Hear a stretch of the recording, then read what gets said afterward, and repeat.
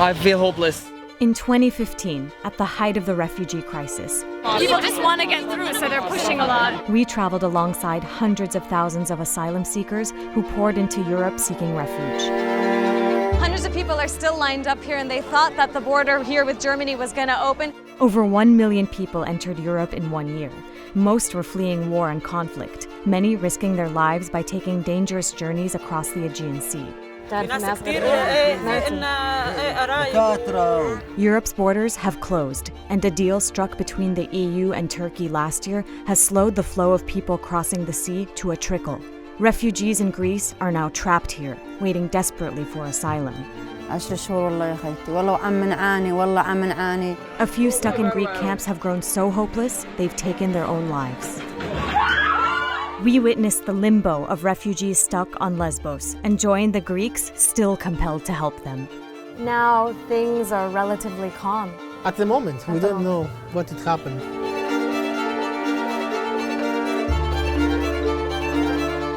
This is what aid workers call the life jacket graveyard.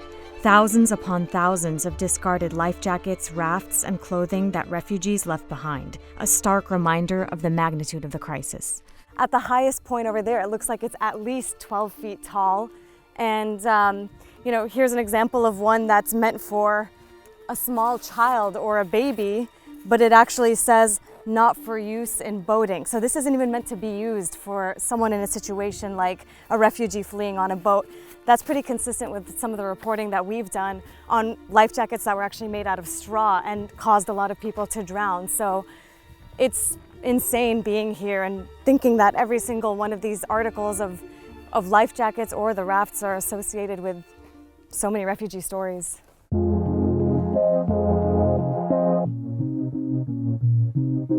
Stories that are still ending tragically. Just a few weeks before we arrived, at least 8 refugees died in a shipwreck off the north coast. Greek nonprofits like the Emergency Response Center International are continuing to train volunteers for rescue missions. 1, 2, 3. Wow. Okay, we have him here. So you rolled him in, yes. Basically. You rolled him over. Here we have the medic. Yeah. He will take the airway and we will start CPR if it's necessary. Nasos traveled here from Athens, planning to stay for 15 days. That was a year and a half ago. Yeah, the feelings are so strong, and you can't leave. You can't leave. I mean, you have a gap if you leave. There is a gap inside you, so that's why. Sara is one of the volunteers Nasos mentors. She's a Syrian refugee who survived the treacherous journey herself. I crossed from the same area here in August 2015 with my sister. She was 17 years old. So yeah, I can understand what has everybody been through here every day. I was with my sister in a dinghy, and it was for 7 people, and we've been 20. We just turned the engine on, we stopped passing, and then after 15 minutes the engine stopped. My dad's friend, he was with us in the boat, he came up with the idea why we don't jump inside the water and hold the ropes to make it heavier from the side but lighter from inside. It was scary, it's so scary for me to jump in the water. And then 10 minutes later, my sister jumped in the water, and that freaked me out more because my sister wears glasses, and if she take it off, she might get dizzy and lose her hands and lose the boat. And if she just left the boat, I can't follow her because I would literally be dying also in the middle of the sea. We continue like this for the next 3.5 hours. And then we make it to Greece. And it felt like a dream. We didn't believe. Till this day, we don't believe what happened with us. The human being mind can't imagine this thing. Even for me, I talk about it, but I don't really believe it that I was doing this or I was in the boat in this night. It's crazy. Yes, it is. What would happen if you guys didn't know how to swim? We died. Sara got asylum in Germany, but she returned to Greece to help others just like her. These days there's less refugees that are able to make it to Greece, and part of the reason why is because the Turkish coast guards are stopping any boats that they see setting out from there. But if the boats are able to cross into Greek waters, then they're effectively safe and they're taken on to Greece. While there are far fewer boats today, some are still making it to the Greek islands. Just to give you a sense of the journey that thousands and thousands of refugees have made, in the sea. They come on rafts like this one that's been abandoned here and is left ashore. And it's basically some plastic and a wooden panel. And there's a little more to it, I can't tell, but it's by no means anything sturdy or safe looking. Refugees told us smugglers still charge between $500 to $3,000 per person to get on such rafts. The journey was so traumatic for these Palestinian refugees who fled Syria that for months they avoided the sea. Now they come here daily to escape life in a refugee camp. بنحب إنه نجي لهون نشيل عن همنا شوي نقعد هيك نستريح نغير جو هالكامب هنيك. هي في راحة أكثر هون. جو البحر. عشان أطفال تغير جو. والولاد ترتاح نفسيتهم أكثر هون. هاي هي بس متعودين إنه سجن هنيك يعني بس سجن يعني تعرف الجزيرة هون شلون وضعها. مين بتلومه للوضع هذا بالمخيم والإجراءات البطيئة؟ الائتلاف الأوروبي، المجموعة الأوروبية، ليش يعني هلا صحيح المنظمات هون عم تساعد بس ليش مسكرين علينا يعني هلا أنت عارف إنه السوري بحرب والقوانين عندهم كمجتمع دولي إنه كل شيء داخل الحرب إنه لازم يلجأ لدولة تحفظ له حقوقه. هالصوتنا يصل للبلاد البرة وإنه يا ريت يفتحوا لنا الطرق قدامنا ونحو مستقبل أولادنا. هذا نتمناه أكثر شيء يعني وإنه ما نضلنا هون نطلع لبرا إن شاء الله بإذن الله. هذا الشيء اللي نتمناه. The family lives in Karatepe, which is one of the nicer refugee camps. It's number 65. This is where they're living. This is where Hanan and her husband and 5 children are staying in this one container home. هاي أنا جوزي وولادي صغار بننام هون، أما الأولاد الكبار واعيين يعني البنات الصبايا هون والولد فوق، حتى فوق مو مريح يعني بس التنفس.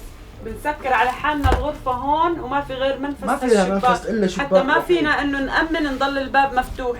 They want to join relatives who made it to Germany before the borders closed by any means. يعني أي طريق راح أسلكه. عن طريق إيطاليا، عن طريق باخرة، عن طريق مشي تهريب. مش خايف على الصغار؟ أنا خايف على حالي بس أنا كل تعبي مشان الصغار. يعني هون ما في لهم مستقبل صراحة. يعني مو حياة هاي. يعني أنا بس جاي بس مشان أدخن. لا كان ضلتني بسوريا يجيني برميل وأدخن من مرة. صح؟ بس في احتمال تنسجن أو تموت بالطريق أو يعني كان الاحتمال إنه نموت نغرق بالبحر وجينا.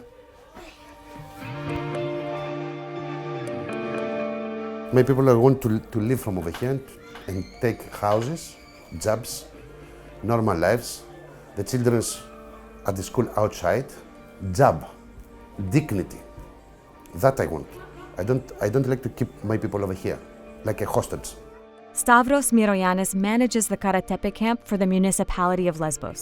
I tell you, we don't give hopes, but we try to support them in these difficult times because believe me, nobody wants to stay in my village.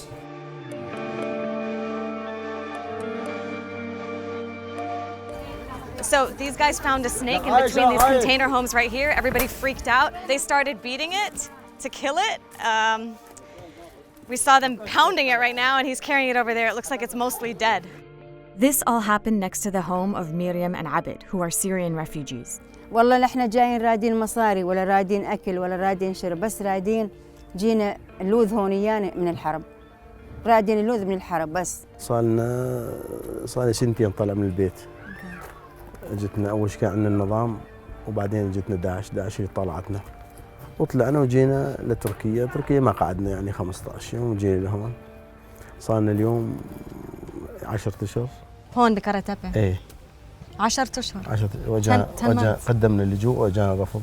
بدي يبعثونا على تركيا. تعيش بمخيم هنا؟ ما بنعيش ما بحسن نعيش تركيا احنا. ولا مرة عشت بتركيا؟ لا ما عشنا تركيا ولا بنعرف تركيا احنا.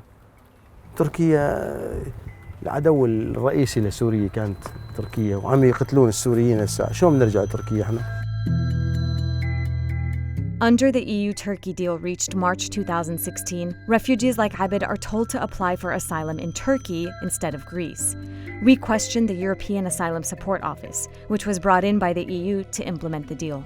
I was just talking to a Syrian man who's originally from Homs. They escaped the war there, and they said their asylum application was rejected and that it was recommended that they go to Turkey. But they've never lived in Turkey before. So we are here in order to implement the EU-Turkey statement, which means that the first element of assessment is whether a person should actually ask for asylum, not here, but in Turkey, because that was the first safe country where they arrived. But it's not guaranteed that they'll have asylum or protection in Turkey. Like, that's not for you guys to guarantee. That's on. So what the EU-Turkey statement actually discussed, so the result of it was that Turkey provided guarantees concerning the treatment of people in their territories. On the basis of this, the Greek authorities are taking decisions on whether people could have their asylum claim processed there. The agency recommends to Greek authorities who should get asylum, but it's been criticized for unfair and hasty assessments. In fact, Human Rights Watch has documented violations in the asylum procedure in the rush to implement the EU-Turkey deal. And Amnesty International told us that in Turkey, some of the refugees have been detained and denied lawyers, medical care, and housing. Meanwhile, in Greece, the system remains clogged, and the UN official we spoke to put the responsibility on the Greek government. We had a case not long ago, a few weeks ago, on Chios Island, where a man self-immolated because he felt too anxious. And there's a genuine need for the government of Greece to further step up and invest in a fast and efficient asylum procedure. We see significant progress, and that investment needs to be doubled now. The Greek Asylum Service defended its efforts, telling us they're now faster at processing applications than most EU member states. But they admitted that refugees can wait up to a year. And for the refugees we met, that's far too long. For now, they're left to deal with the nightmares of the past, a future that's uncertain, and a present that's becoming increasingly unbearable.